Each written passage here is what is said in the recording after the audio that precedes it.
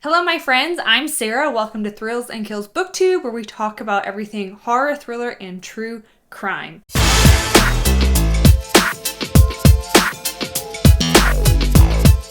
Today I'm so excited. It is almost April, which means we are gearing up to kick off the old school April Readathon. So in today's video, I'm going to give you my recommendations for books that you can read in this Readathon and a few crossover movie adaptations if you are also trying to do the watchathon prompts. So let's get started. First, let me grab my LaCroix. So I felt it was only appropriate for me to dig out my Nickelodeon cartoon t-shirt for this video. I loved Cat Dog, SpongeBob, and Rocko's Modern Life. Like, to this day, I still quote this. And my husband never even watched the show, but he quotes it because he's listened to me so much. So for example, let me see if I can find this clip. But if one of us does something to make the other one happy, we'll do that quote. Remember when Rocco marries that meatball, like Magic 8 Ball, and it goes, "You've made me the happiest meatball in the world." I'll have to see if I can find the clip. I don't do it justice. Anyways, let's move on. Okay, we're talking about books today, book recommendations. I previously did an announcement video. There is a lot to know about this month-long nostalgia event for April, so I'm gonna link you to my previous video. And I'm also gonna put all the hosts down below. There are me and a whole bunch of other fantastic people who are hosting this readathon / watchathon / just nostalgic event. And like I said, there's a lot happening. So you can follow prompts for reading, you can follow prompts for watching nostalgic movies and videos and cartoons, what have you. We're gonna have some live reading sprints. There's gonna be a slumber party at the end of April. But the best part about this event is it is team-based and we are competing head-to-head. So we have based it on Legends of the Hidden Temple. So if you want to participate, you can pick a team. I am Team Silver Snakes, the best team. You can get t-shirts on Amazon if you want to really join in on the fun. But I'm also going to link the Discord down below. That has everything you need to know, because like I said, there's a lot of fun information and you can participate as little or as much as you want. So today I'm going to give you some book recommendations for the various prompts. There are fun little graphics which you can find in the Discord if you want to share stuff to your Instagram account or if you just want to keep track of stuff for yourself. Let's get started. So I do not have a recommendation for every single prompt, mostly because I just couldn't think of anything for Goosebumps and some of the other prompts, but I will, like I said, have the other hosts linked down below if you are trying to find something specific for the prompts that I don't include, but I do have most of them. So I've kind of grouped these books by the prompt they're going to meet. So let's get started. Okay, first up is 80s. So you can either read an adult, middle grade, or YA book, either set in the 80s, written in the 80s, or a book that just has like a general 80s vibe. Okay, so for this readathon, we're saying anything prior to like 2003 or earlier, so anything at least 20 years old. So let's start with this. The first up is a book that I know I'm gonna read for this prompt for myself, and that is All Hallows by Christopher Golden. This just came out in January. I've been saving it for April, even though I bought it on release day. And this takes place on Halloween in 1984 in Massachusetts. And these kids are going up and down their street, they're trick-or-treating, and all of a sudden, these kids in like weird old-timey costumes show up, and they don't really talk like the neighborhood kids, they don't really act like them, and they're freaked the F out. And they're going to the children and their parents in the door to door, and they're trying to ask for help because they believe that the Cunning Man is after them. And everyone is like, we don't know, what are you talking about? Like, is this a ruse? Is this part of the costume? It's Halloween. Anyways, that's all I know. I've read some Christopher Golden before. I love his stuff, and he is really active on social media. He loves to interact with his fans. He seems like a sweet guy, so I'm gonna give it a shot for my readathon pick. Next up, we have my host recommendation, because Kelsey, who is the leader of the Readathon, asked that we all provide her a book and movie recommendation. And I went with Michael McDowell's The Elementals, one of my favorite books ever. So Michael McDowell is a horror, like, writer extraordinaire from the 80s, early 90s. Unfortunately, he did pass away in the 90s. He also wrote the screenplay for Beetlejuice. Fun fact. And this was the first Michael McDowell book that I read, and I just absolutely loved it. It's Southern Gothic, it's set in the 80s, it's hysterical, it's in like Gulf Shore, Alabama in the summer, and just like you feel like this oppressive heat. I read this in August on a beach trip to the Outer Banks, and it was like the perfect book for that setting. And the family is just so weird and hysterical, and the interactions and the banter between them all, it was just top tier. Oh, but I forgot to mention, he also was involved in the screenplay for The Nightmare Before Christmas. So that and Beetlejuice are two of my favorite horror movies of all time, but also like nostalgic horror. I'm going to include Nightmare Before Christmas as a horror movie. And so, of course, I had to go with that. But any of his books, you could go with Katie, The Amulet, Cold Moon Over Babylon, Blackwater Saga. Any of those would fit this prompt. This is just my personal recommendation because it's my favorite of his. Okay, you also could pick almost any Grady Hendrix book. Could fit either the 80s or the 90s prompt, or just like the overall retro vibe.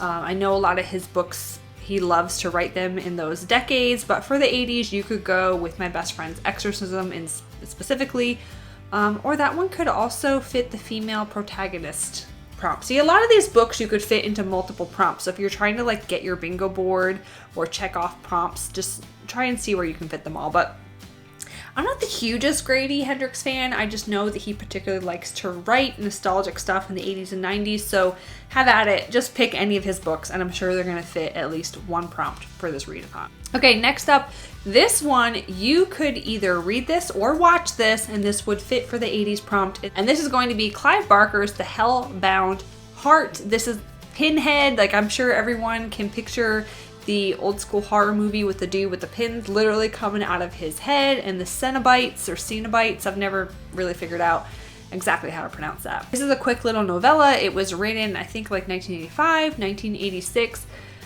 Most people know what it's about, but there is this criminal, and he comes across literally like this puzzle box, and he's able to use it to summon these otherworldly beings. And they are like, well, not like, they are sadomasochists. And it's just such a bizarre book and a movie. Anyways, he has to go through some crazy shenanigans to escape these Cenobites and get back to his normal life. And then, yeah. Anyways, I love the movie. I've never actually read the book, so I don't know. I might need to add that to my TBR for the readathon, but definitely take a look if you're trying to find a quick read to hit up the 80s prompt. Next up for the 80s prompt, this is a little bit longer. And by a little bit, I mean, I think it's actually over 600 pages. And this would be Robert McCannon's Ushers Passing. So this is sort of, well, not sort of, this is a retelling of Edgar Allan Poe's The Fall of the House of Usher. The Fall of the House of Usher. I can't speak today. Anyways, this is set in Asheville, which is Western North Carolina, out in the Blue Ridge Appalachian Mountains, my home state. So of course I had to include this one on the list. I've never actually read it all the way through. I love this cover. This just looks so neat, so nostalgic 80s. Like when I try to think of like an 80s book cover, this is exactly what I think of. And so again, this is following this prolific, rich family, the Ushers, and it's out in Asheville, North Carolina. And it really focuses on this family and like their interactions and their divide with like the local hill people. We'll just call them like the local Ashevilleans, the local Appalachians. There's like a serial killer, there's missing children, there's this pumpkin man, all kinds of weird stuff happens.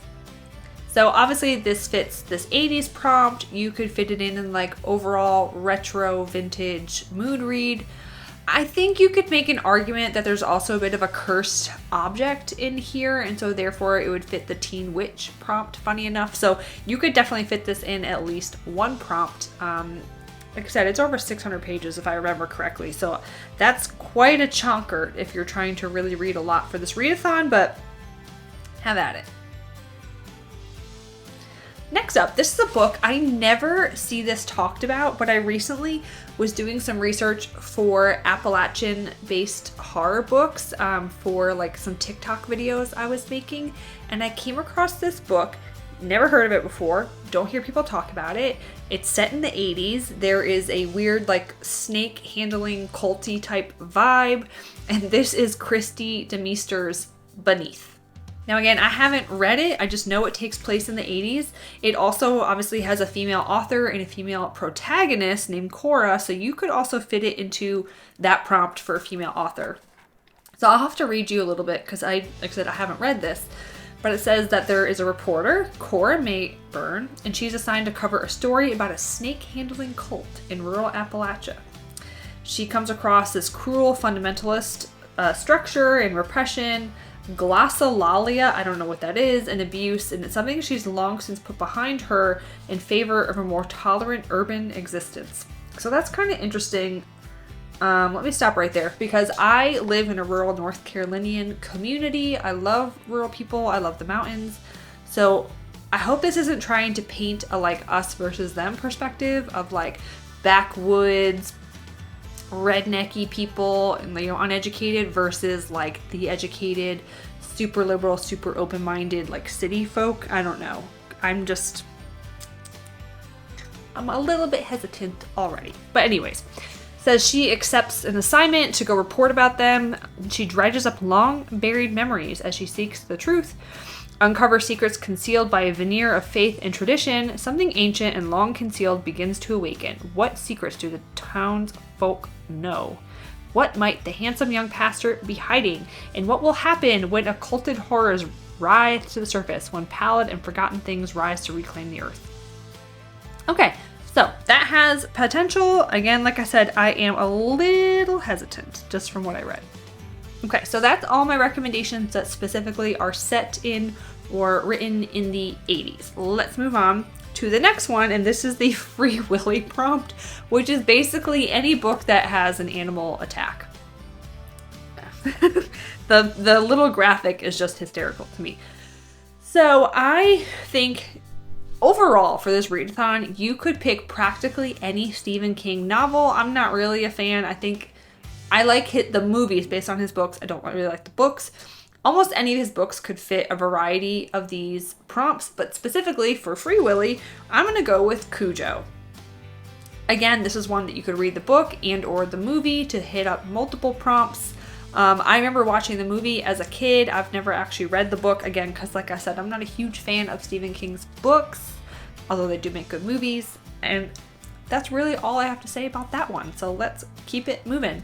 Next up will be Teen Witch prompt. So this is something that includes like witches, werewolves, vampires, cursed objects, so something that has some kind of magical element. And so these books definitely fit that vibe. First up, you cannot go wrong. If we're trying to think of magical elements, you definitely cannot go wrong with anything Anne Rice. I happen to have The Witching Hour. You obviously could do Interview with a Vampire, and again, you could read the book and then also watch the movie to hit up multiple prompts. This is a huge chonker. I am not going to be able to read this for the readathon. This is almost 1,000 pages. Absolutely not. That's not happening. I have wanted to read this for years. You can see how like yellowed and like bent up it is, because I've been trying to get to it for a long time, but I don't have the attention span. So it's just gonna sit on my shelf and look pretty. But again, you could do almost any of her other books. Interview with the Vampire. Let's see, The Vampire Lestat, The Queen of the Damned, like any of these, The Mummy. These would all have some type of magical element, cursed element, etc. that you could fit in to that prompt. Next up, this one might seem a little bit weird for this prompt, but I'm going with it specifically for cursed object, and this is Philip Fracasse's new release, Gothic. I previously did a video, I had read an arc of this and loved it. So you could fit it into this because it's a cursed object, Or you could put it as the like retro vintage vibe mood read, because it definitely reads like an old school King or old school Richard Lehman type horror novel. So in this book, our main character is Tyson, and he is a horror author, but he's sort of seen better days, and he is trying to come up with his newest hit and prove that he can still write as good as like these newer horror authors, and he's not sort of washed up.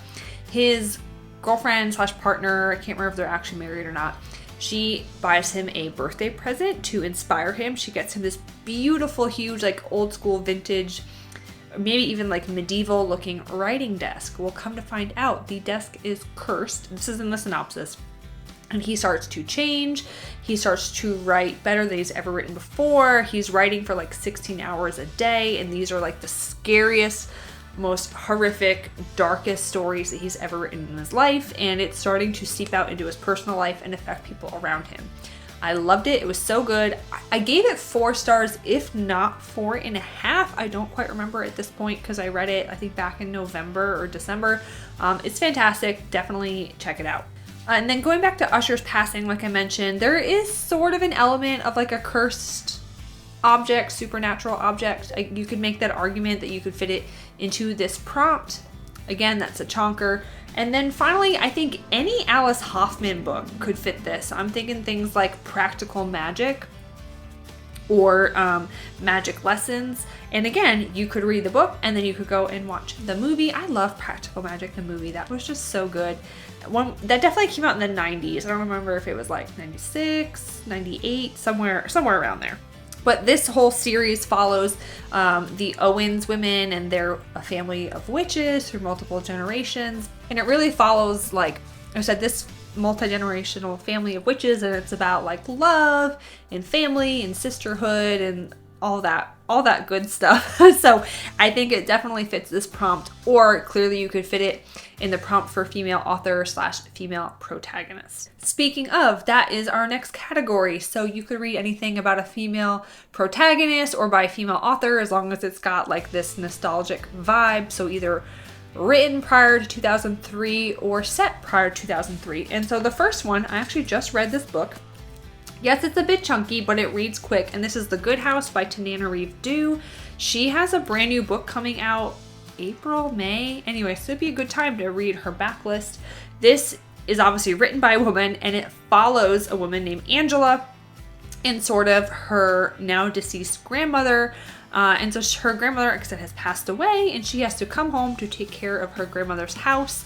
And you also could say there's like a cursed object element, because weird shit starts happening in the house and trying to drive Angela from the house. Some really sad events occur. I think is it in the synopsis? Yeah, like in the first little bit of the book, her son dies. And so this is her first time back to the house since it happened, because he died in the house, and she's really grappling with like, do I keep it? Do I sell it?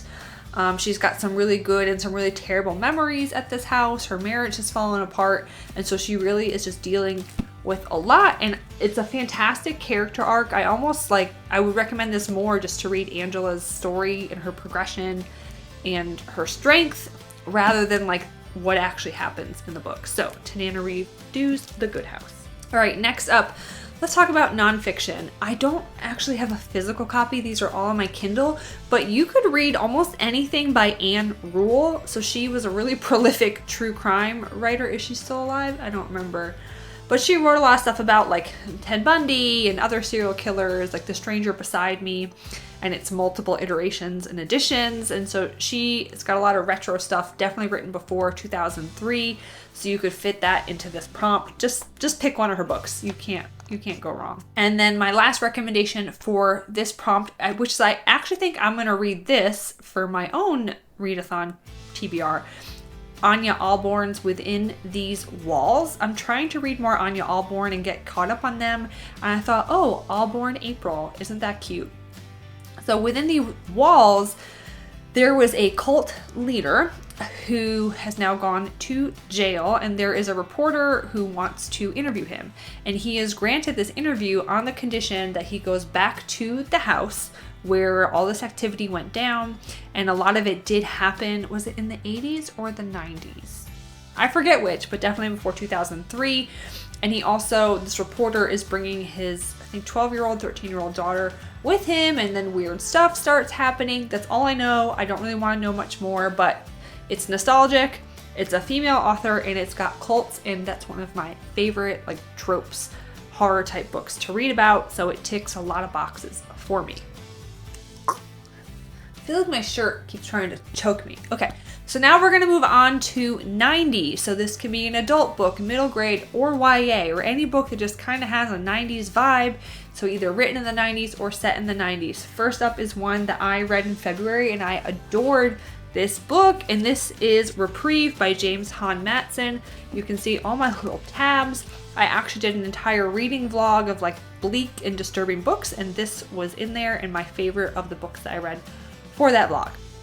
This is a social horror. It has a lot to say about being a minority in America and what minorities have to deal with, and things that I personally have never had to go through and hardly ever even had to think about.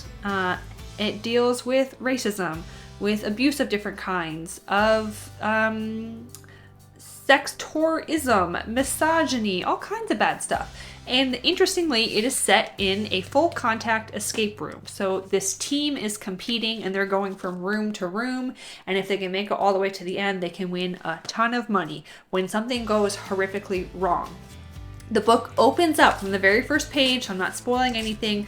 They are in a trial regarding the thing that went wrong. And so the book is flipping back and forth. There are scenes within the escape rooms that are pretty dang horrifying, like body horror. And then it's flipping back and forth the events that led up to this horrific thing happening in the escape room, told from multiple perspectives.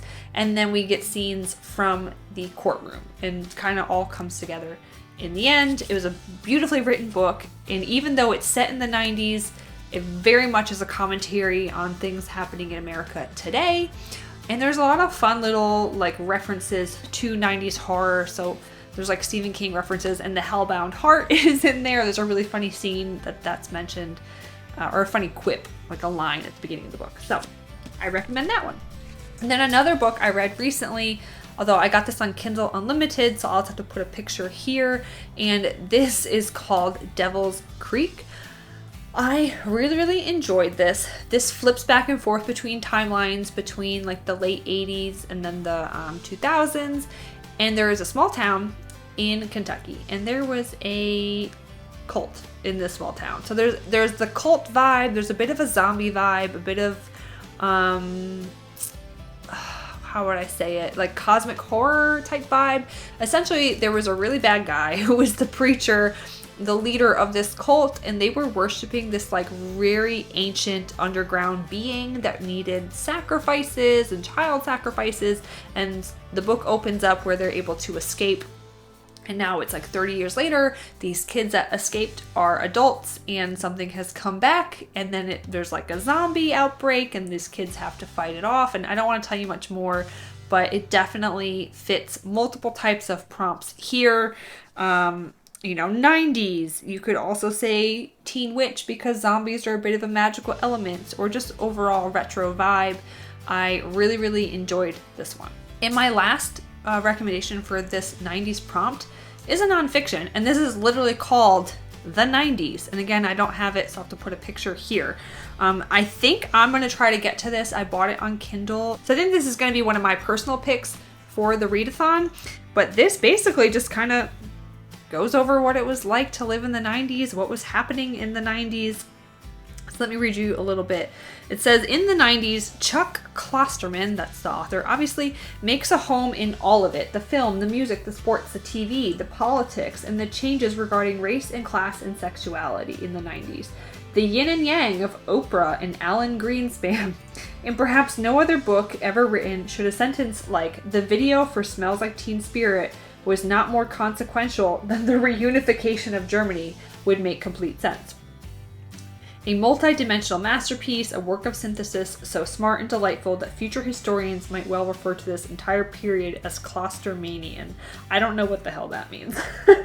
But let's see. It looks like it's going to touch on things like Seinfeld. It says, on a 90s Thursday night, More people watched any random episode of Seinfeld than the finale of Game of Thrones. Nobody thought that was important. If you missed it, you simply missed it. It was the last era that held the idea of a true hegemonic mainstream before it all began to fracture, whether you found a home in it or defined yourself against it. Interesting, interesting. So I grew up in the 90s and early 2000s, so it'll be interesting to see how much of this, like, I remember, because I wasn't an adult at the time, so you might read this differently if you were an adult in the 90s. Okay, cool. That one sounds really exciting. Next up is old technology. So this book, the 90s, obviously has a really old school phone with like the cord attached. It wasn't a cell phone or wireless phone. You could include this in that because it's got old technology on the cover. You also could read, again, I'll have to put a picture here. This is called Found, an anthology, and this is just short stories about found footage horror. Obviously, this is like an old VHS videotape, so there we go. It fits this prompt very, very well. I haven't read it. I want to buy it. It's on my very long list of books on Amazon I want to purchase. I'm trying to control my spending a little bit better this year. So if anyone's read it, let me know. And then my third recommendation is a book called Scanlines, and this was written by the same guy who wrote Devil's Creek. That is Todd Kiesling. So I can't remember if this takes place in the 80s or 90s, but it takes place in one of those. And you can see on the cover that this is clearly like some old school video footage. And I think it has to do with like cursed footage. So it could also fit in the Teen Witch prompt. So here you go. You're fitting all kinds of prompts. The 80s. Okay, in 1987, Congressman Benjamin Hardy died by suicide on live television amidst accusations of political corruption. Years later, rumors of a recording surfaced among VHS trading groups and urban legend chat rooms, dubbed the Duncan tape. After the deceased cameraman who attempted to sell the video, the rumors allege that anyone who watches the tape is driven to suicide. Or so the story goes. In truth, no one has ever seen the supposed Duncan tape, presumably because it doesn't exist. It's a ghost story perpetuated on the forums and chat rooms of the internet. Another handful of bytes scattered across the information superhighway. Interesting. So, there we go. Cursed found footage, VHS footage, also in the 80s. There you go. That fits a lot of different prompts. I bought this on Kindle. It looks like it's $4 on Kindle, if anyone wants to read that. And it's quite short. I think it's like 100 pages or something. Very, very quick. Next up, I only have one recommendation for this, and this is you can replace any of the prompts with a book with a neon cover. So this could be a neon cover. This could be Teen Witch, and this could also be a book with a female author or female protagonist, and this is The Lighthouse Witches by C.J. Cook. Very clearly has like some neon yellow. Another book that's been on my shelf for so long, and I really need to get to it. So I actually don't quite remember what it has to do with at this point, other than I think it takes place on like an island in Scotland, and it has witches and like missing women. So let's see. Yes, two sisters go missing on a remote Scottish island. 20 years later, one is found, but she's still the same age as when she disappeared. The secrets of witches have reached across the centuries in this chilling gothic thriller. Cool. It's got some good reviews. Oh, Alice Feeney said, an original and haunting thriller. Best read with the lights on. There you go. That's my recommendation for neon cover. Okay, we're almost to the end. Overall retro vibe mood reads. In addition to the books I've mentioned along the way, how they would fit multiple prompts, I've got 3 for you here. First up would be, although I didn't like this book, The Pallbearers Club by Paul Tremblay. Hopefully people like this book more than I do. I just felt the main author was, his name is Art, and I just felt he was a whiny, puny dude, and just, I don't know, I didn't like him. So Art Barbara has written, or is in the process of writing, his memoir, and he's just really whiny and like depressing, and like, get over yourself, dude. You're not that cool. You're not that great. Like, nobody likes you. Shut the fuck up. But he does happen to find one friend, and he is writing his memoir, and it starts in the 80s when he's a teenager and goes all the way up until his 40s. He really just following his friendship between him and this girl named Mercy. And there's just this weird, like throughout the whole book, he's questioning whether his friend is a vampire or not. And I thought this was going to end up being like a full-on vampire story. It's really not. I don't even know how to describe it. It's just a book about this weird friendship and this weird character who's not likable. I don't know. It even says that this is a cleverly voiced psychological thriller. I didn't think so. I didn't like it. I'm not selling this book very well at all, but it definitely has nostalgic vibes because it takes place, like I said, 80s, 90s, early 2000s, like throughout a big span of his life. There you go. Hopefully someone else likes it better than I did. Okay, this next one, I also do not own a physical copy. I'll put a picture here. And this is Burnt Offerings. Now this was written in the 70s, so I'm giving you one recommendation of a book that's older than the 80s and 90s. And again, I actually have not read this, but I do know there's a film adaptation, so you could read it and then go watch the movie. And when I pulled up the little synopsis, it's got recommendations from Stephen King and Stephen Graham Jones, so odds are it's going to be good. Let's see. I think it's a haunted house book. Ben and Marion Rolfe are desperate to escape a stifling summer in their tiny Brooklyn apartment, so when they get the chance to rent a mansion in upstate New York for the entire season for only $900, it's an offer that's too good to refuse. Although if this was in the 70s, $900 for a summer, what would that be in today's money? I think that sounds pretty pricey. There's only one catch. Behind a strange and intricately carved door in a distant wing of the house lives elderly Mrs. Allardyce, and the Rolfes will be responsible for preparing her meals. This is sounding a little bit like Great Expectations. Mrs. Allardyce never seems, to emerge from her room, and it soon becomes clear that something weird and terrifying is happening in the house. It's sounding a little bit like Mrs. Havisham. As the suspense builds towards a revelation of what really lies behind that locked door, the Rolfes will discover their cheap vacation rental comes at a terrible cost, and apparently was an influence on Stephen King's The Shining. Okay, and if you get the newest version, it actually says there's an introduction by Stephen Graham Jones. So it's gotta be good. It's gotta be good. You can include that. My very last recommendation, another book that I need to get to this. I kept saying for months I was gonna read this, and this gives me just super like old school nostalgic childhood vibes.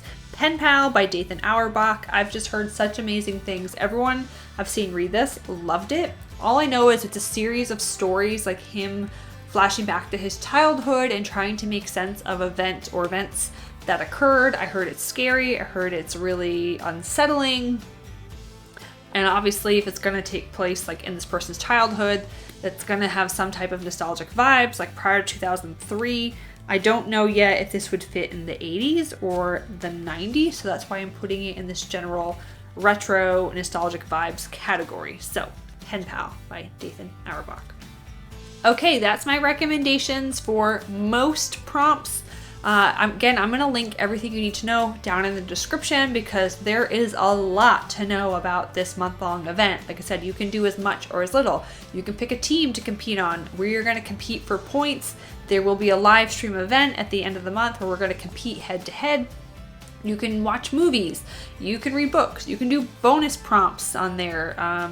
Like eat a nostalgic snack. I'm gonna try and see if I can get my hands on some Dunkaroos. Those were my favorite snacks. You could watch cartoons that would fit some of the bonus prompts. The hosts have even put their own book and movie recommendations. I talked about The Elementals. My movie recommendations were the original Scream and The Labyrinth, both fantastic movies. There's just a lot of stuff that you can do, a lot of different ways to participate, and I think it's gonna be a ton of fun. So hopefully you found this helpful. Let me know down below if you are participating, and if you are, what team. And Silver Snakes are obviously the best, so hopefully you're joining my team, and I will see you guys in the next one. Thanks.